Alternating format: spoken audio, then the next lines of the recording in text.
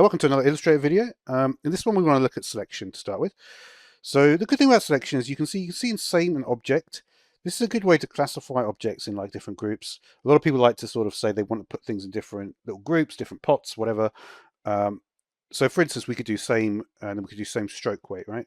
So then you can see we have this object and this object selected.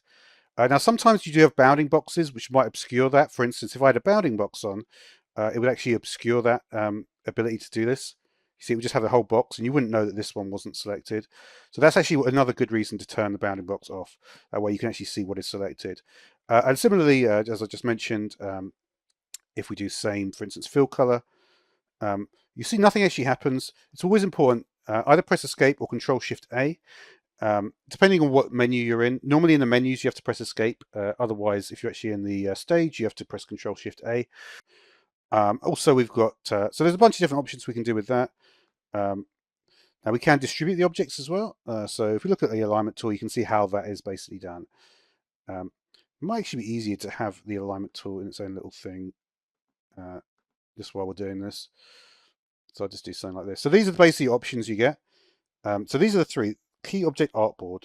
So if I choose the artboard, basically this one would be a good one, right? So that is directly this distance equals this distance. You wouldn't want to do this because then they'd all go on top of each other, right? But then if you wanted this to be on the edge and the spacing to be the same, you would do that one. Now, if this was higher up and you wanted to match that, what you could do, you could say align everything to the key object, right? So all you'd have to do, and keep in mind, you can see when I do this, the little box appears. This is basically choosing which one is the key object. So I would want it to align to the center of, so if I want it to align to the center over here, let's do it here. You can see that is now a straight line going through those middle points there.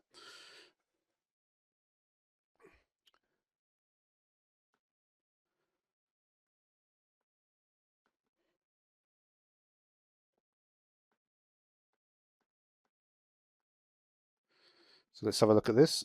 So I'll change this to 110. And you can see as I change this figure here to horizontal distribute space, I've got a line to key object, right? So what I'm doing is I'm basically spacing out from a point here, right?